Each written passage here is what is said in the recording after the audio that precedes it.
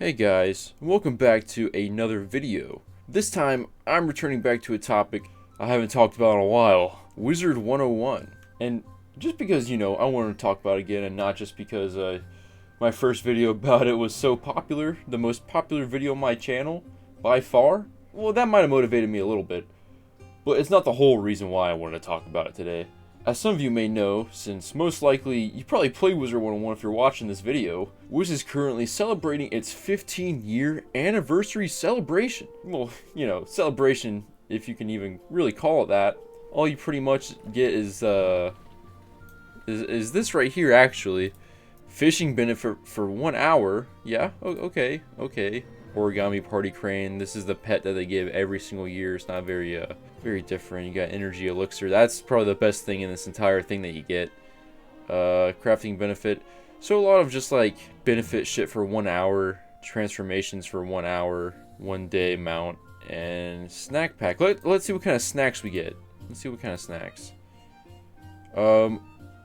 All actual garbage. If you don't play Wizard101, anything that's like rank 8 and above is good. Everything below is donkey ass.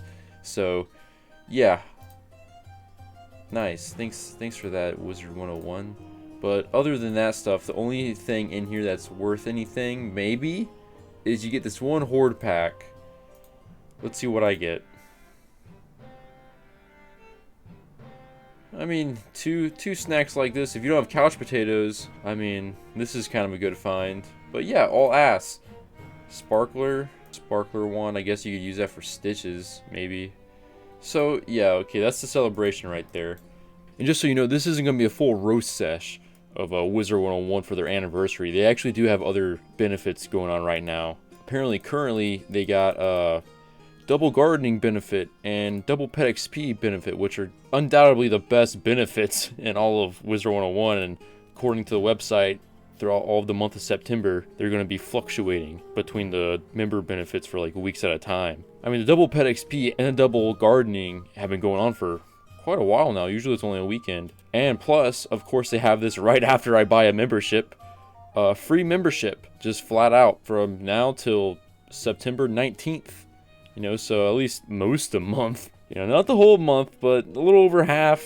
Which definitely isn't bad for Wizard101 standards. So just for future reference, September is the month to play Wizard101 if you want to play it. Now with all that out the way, Wizard101 has been around for 15 years. That's a whole decade and a half. That's pretty insane to think about. I mean, look at all the other MMOs that were released around the same time. They've all been erased from existence. Wizard101, I mean, is still standing nice and strong. So what I'm trying to get at is, it's been around for a long time.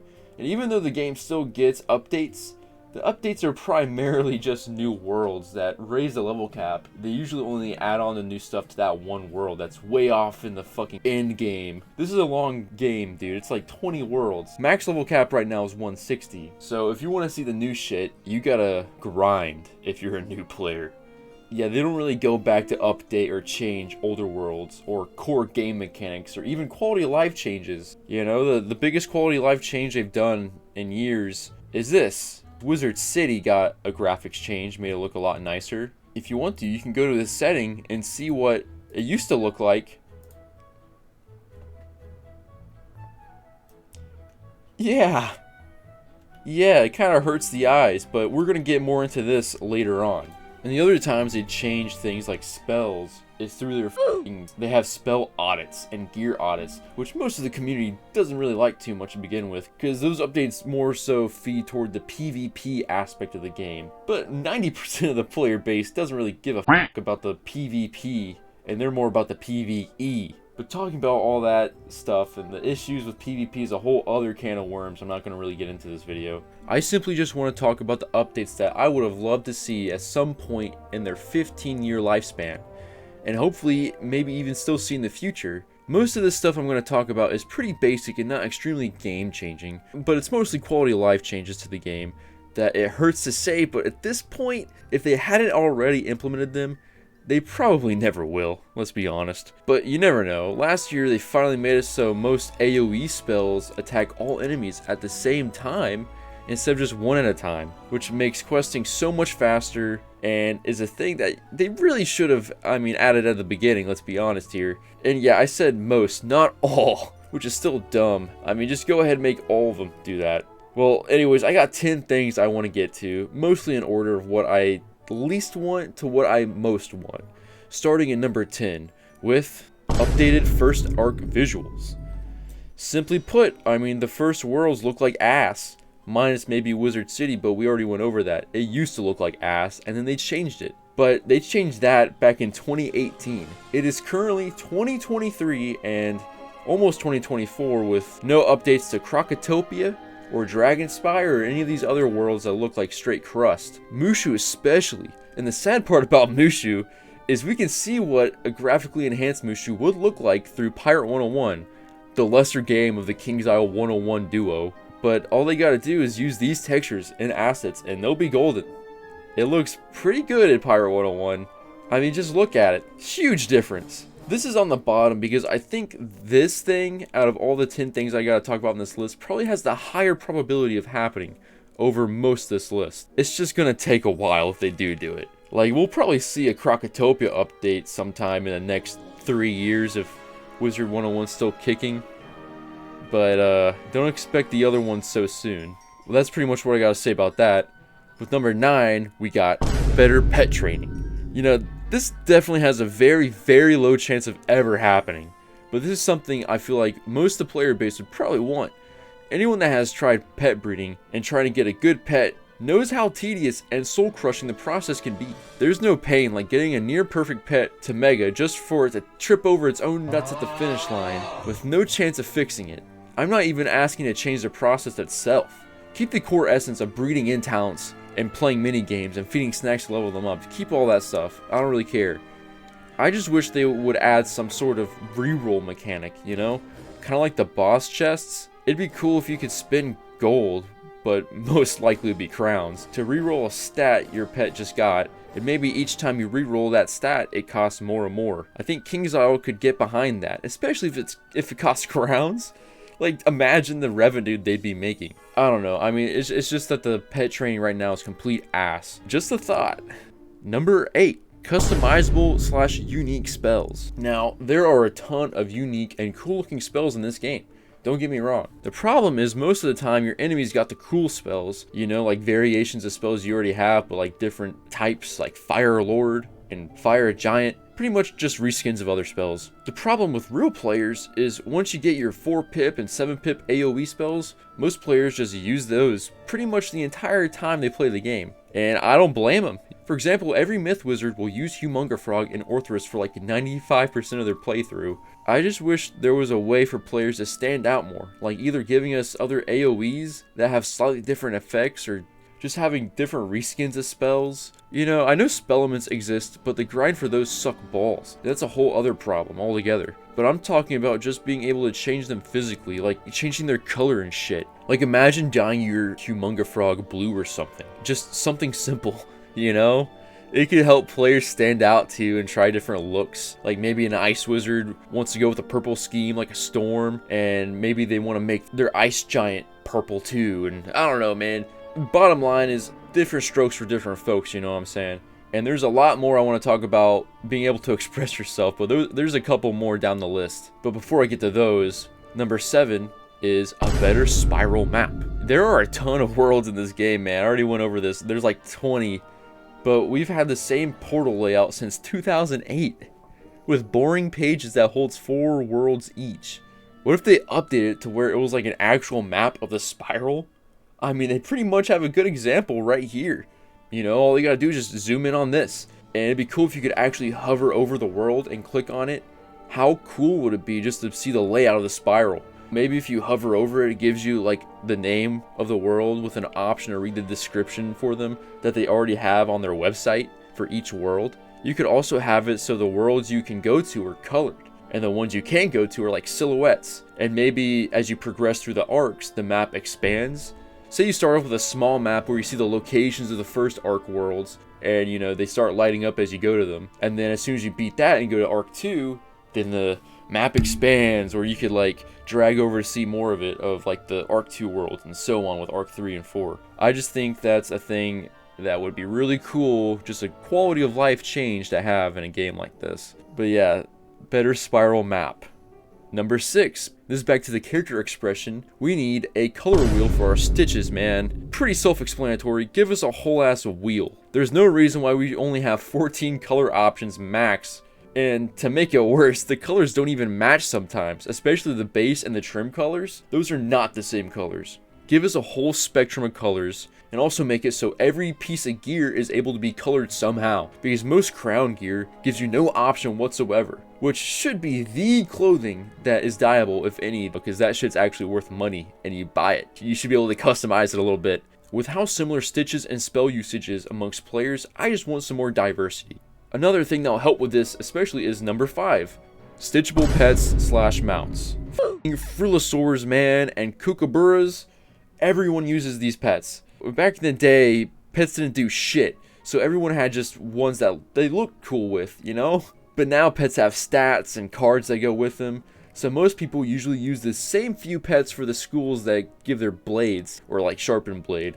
That's all that really matters. Why would I use a pet that has a useless ass spell when I could use one that has a spell I'll use every battle? Same thing with mounts. Some mounts have stat boosts, like the Gulcher. Not that cool of a mount, but has the best stat boost in the game, so most people would want to use it. If I have that mount, why can't I just stitch that stat onto something I'd rather use that would go with the way my character looks? I don't want to be flying around this dead bird, especially when so many other people are using it too. Like, just let us stitch these things so our people can look cooler, because the biggest parts of this game is just making your wizards look cool, let's be honest. I'm honestly kind of addicted to it, as you can tell, and all this shit would just make things a lot easier and funner. But that's about it for character expression. Next up, we got gold storage. As of right now, there is no real good and efficient way to store gold, and there is a gold cap that raises with your level. At max, the cap is around 500,000. If you could just buy like some kind of storage chest or gold piles to store your money in your house or something, that would be awesome. The best option right now to store your gold is buy all the shitty regions at the bazaar, buy empowers, which are rare when you actually need them, like double pet XP, because everyone's buying them out, or buy this overpriced robe at Avalon for 140k and sell it for half the price later. This is something they should have added years ago. Gold fluctuates like f*** because everything is either really cheap, like 100 gold for regents, or batshit expensive with like 100,000 per pet hatch and 300,000 for a garden spell. When you need the money, you usually don't have it because you don't want to lose money as you're questing, you know? You want to spend it as you go along. Nothing's worse than having Zeke old ass pop up over here say, "Oh, you're about to lose yourself some gold." Zeke, go f yourself. What do you want me to buy? All the dirt regions? Like Mistwood? No, get that out of here. Every game should have a way to store excess money or loot. Come on. Another thing I think Wizard101 would benefit heavily from is number 3. Character trading. The only thing characters can trade is treasure cards, and that's why empowers are so valuable, because they are the unofficial currency of the Wizard101 black market community. But I strongly think you should be able to trade more, you know, mainly anything that comes in card form, you know, like regents and pet snacks. I would definitely be down for gear trades too, because how annoying is it when you and somebody else gets the school type gear that the other one needs. But I can kind of see why KI wouldn't want to do something like that, because people could easily farm gear with a higher level wizard and just sell it back to people easily. Say it wouldn't be hard to get like the waterworks gear anymore, because as soon as you get level 100, everyone's just going to pass down their shit. So trading gear, it would be like very debatable. But I don't see why even housing items and even jewels shouldn't be tradable. It's a real miss only having treasure cards be the tradable thing. And speaking of cards, at number 2, we got spell translation. We straight up need something to translate these hieroglyphics on these cards, man. Like, what the f does this even mean? And some symbols aren't even consistent.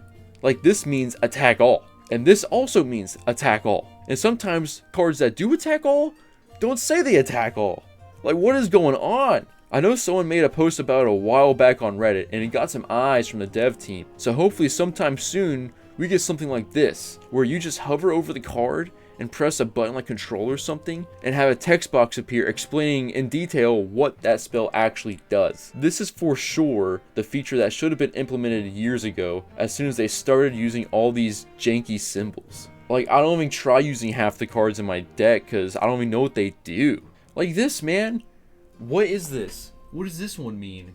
Damage to me for Spellblade me ×2? Clear 1?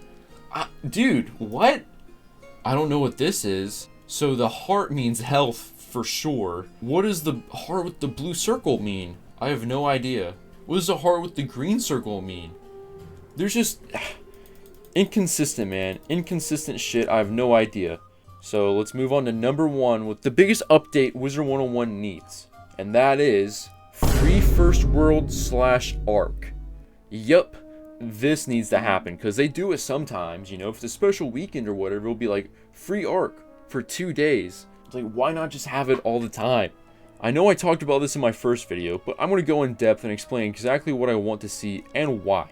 First of all, I love this game and have been playing on and off for a long time. My brain has been hot wired to love this game, and I want it to succeed and have it see a 20 or even 30-year anniversary. But to have that happen, the game needs to lose some of its scummier practices. This game is advertised and has always been advertised as a free online game, and it's a long game, and essentially only the first couple of areas in the first world is free. There are 20 worlds, and not even the entire first world is free, which also so happens to be like the shortest world in the game. So you literally get to like level 5, maybe play for like 10 minutes if you're taking the game real slow, and that is the free part. I said before it was like 2% of the game is free, but I was probably really wrong. It's more likely less than 1% of the game is free. Straight up, the first world needs to be free, and that is not debatable. Like, come on. The first world is like 10 minutes long if you rush through it. But I also believe that the first arc needs to be free as well. Wizard City, Krokotopia, Marleybone, Mushu, Dragonspire, and even Grizzleheim should all be free. Maybe cut the Grizzleheim free part halfway, you know, to Winter Tusk. You gotta give your player base time to play the game, man. Most new players won't play after Cyclops Lane because why would they? They don't know how the game really plays. To tell you the truth, the game doesn't even really get interesting gameplay-wise until like after level 100. But calling this game free to play is pretty messed up, especially since they're really clear that their target audience for their marketing is to children. You know, I used to be a children. I remember seeing the ads on TV saying this cool computer game was free? Awesome! And it lured me in for the first few minutes under falsely believing this game is free. And I started playing it and I loved it, especially since I didn't know how to progress through the story. I just did a lot of side missions, so it took me a lot longer to get to Cyclops Lane. But once I got there, I managed to beg my mom for a membership for my birthday, and just like that, they got a lifetime customer. It's kind of good that their marketing isn't that great anymore. You don't see Wizard101 commercials on TV or YouTube or really anywhere. Every once in a while I'll see it pop up on the side of my screen, maybe. All I'm saying is at least have the first world and the first arc for free. You could beat all of the first arc in like, if you really grind, maybe a few days. It's really not that long. For example, like a later world like number 9 Azteca, that entire world is probably the length of the first arc. There's some very long worlds and some very short worlds too, like a lot of the later ones like Polaris, but you gotta give people time to play the game before asking them, hey, you want to spend money on it? Well, that's the big one. That was my list of 10 things I really wish Wizard101 would update, and that's pretty much all I wanted to talk about. Well, anyways, if you stayed for the whole video and watched till the end, I applaud you and thanks. I know my content is kind of scattered all over the place, but if you at least enjoyed this video, that's good for me. I hope you guys have a nasty night, and I'll see you next time. Peace out.